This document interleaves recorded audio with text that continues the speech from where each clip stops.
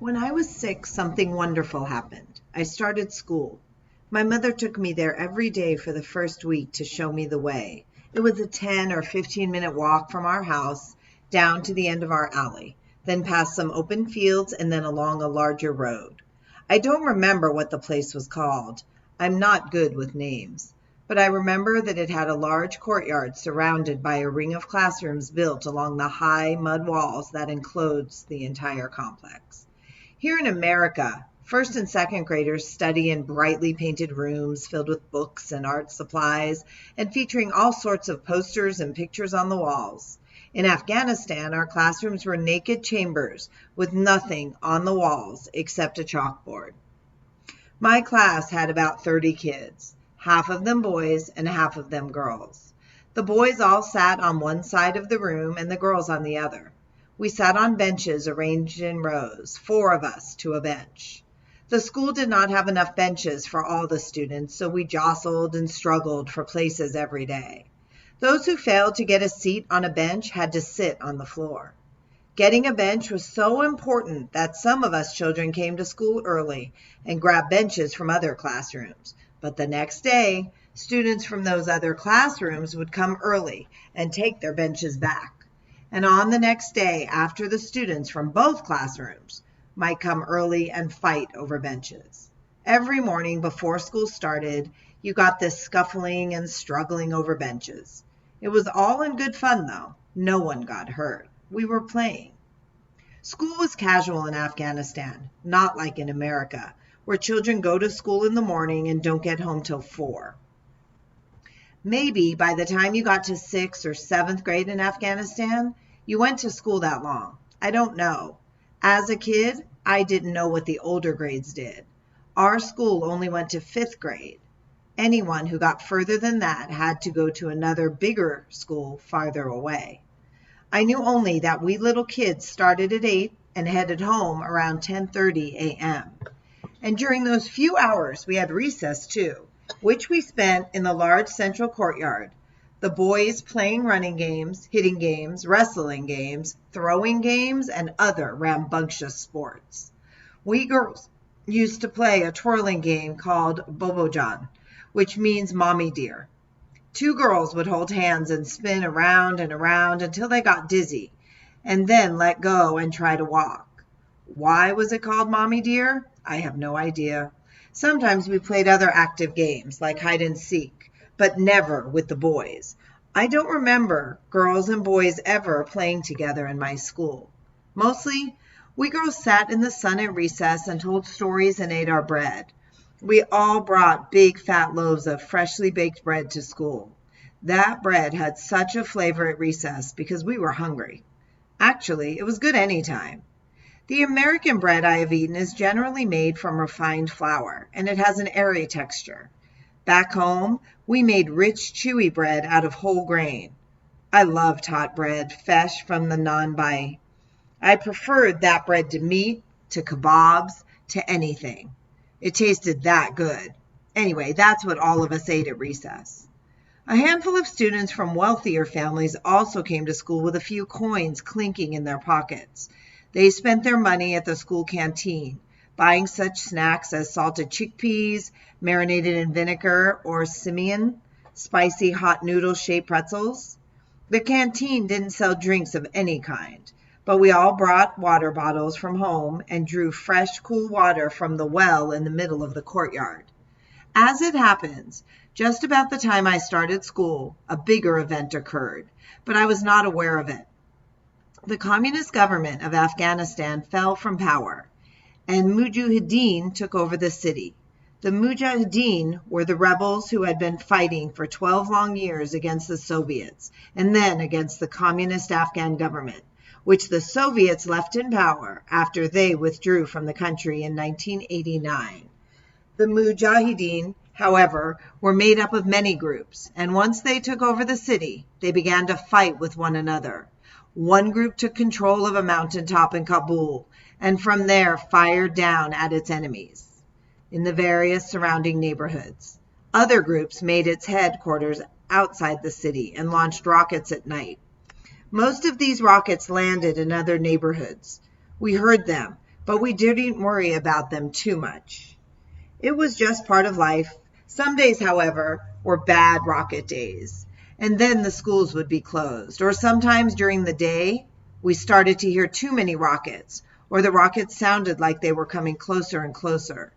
On such occasions, the teachers would say, "Go home, children. We'll pick this up again when things get calm." In short, school was sporadic, open some days, shut on others. Still, when I was in first and second grade, I did not spend my days living in fear. There were exceptions, of course. Once we heard that a rocket had landed directly on a school and killed some children.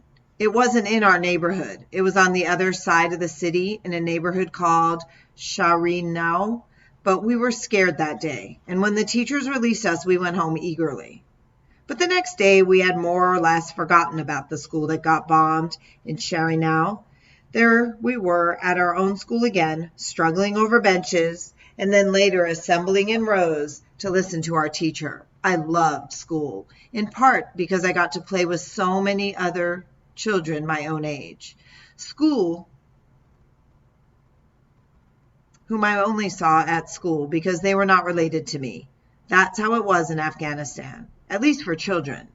You spent most of your time with your family and your relatives. In fact, when I think about it, that's what I really loved about school in general. The glimpse it gave me of a world beyond my compound and my family network. In first grade, we merely learned the alphabet and the numbers, and I enjoyed that well enough. But in second grade, school became something more for me. It became a place of wonder. In second grade, we began to learn about the world. We had no books, just a teacher, but she was a wonderful woman. She wore a long, colorful dress with a small, hand-embroidered headscarf. Outside the school grounds, she replaced this with a bigger white scarf, known as a chadar namaz, a prayer scarf. She was slender and very tall, and we children took great pride in her height. The taller she was, the grander she must be, we felt. Standing next to her at the chalkboard, we felt like ants, and that pleased us immensely. What a wonderfully sweet woman she was, such a sweetheart. She told us stories about her own school days. She told us of the ambition she had nursed in high school, of going abroad to study. She told us that when she attended school, she and her schoolmates wore Western-style dresses and went about in public bareheaded, which was no longer allowed now that the Mujahideen held power. In public, women had to cover their heads with a scarf. She told us about her wicked stepmother who always tried to douse her ambitions. When she brought her report card home, her stepmother would glance over it and sneer, "Oh, so you're first in your class, I see. I suppose you think you're special." She told us she never got congratulated for anything.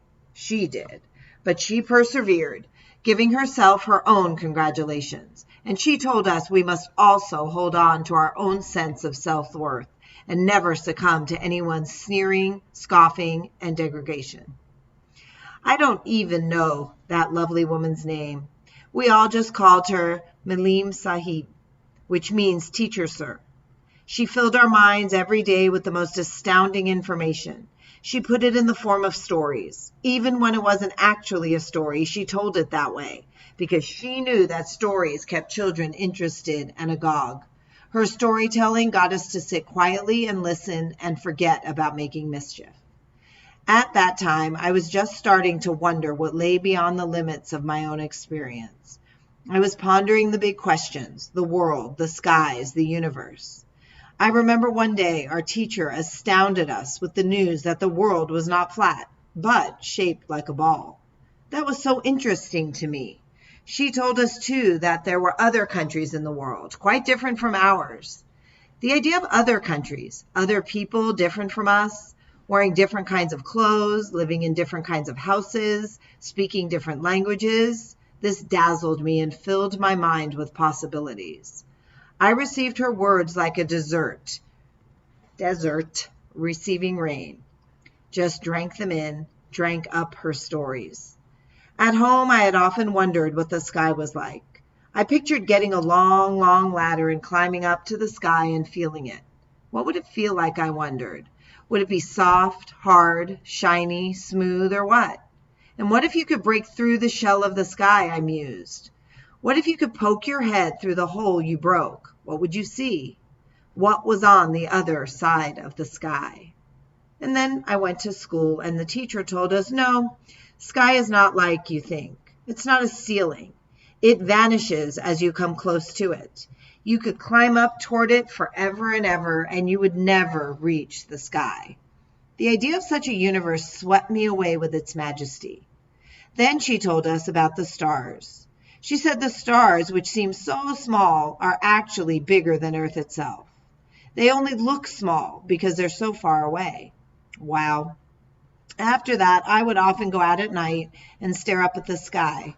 I would think, okay then, let's see. If those twinkles are bigger than Earth, how very far away they must be to look so small. What a universe this must be, to contain such distances. And what if you could travel to those stars and look from there, beyond? What would you see then? Just how far did the universe go, and where it ended, what was on the other side? Every day I hungered for school, hungered to get there, hungered to hear what our next teacher would teach us, and that hunger was my downfall, for it made me careless, just for a few minutes, but that's all it took, a single careless moment.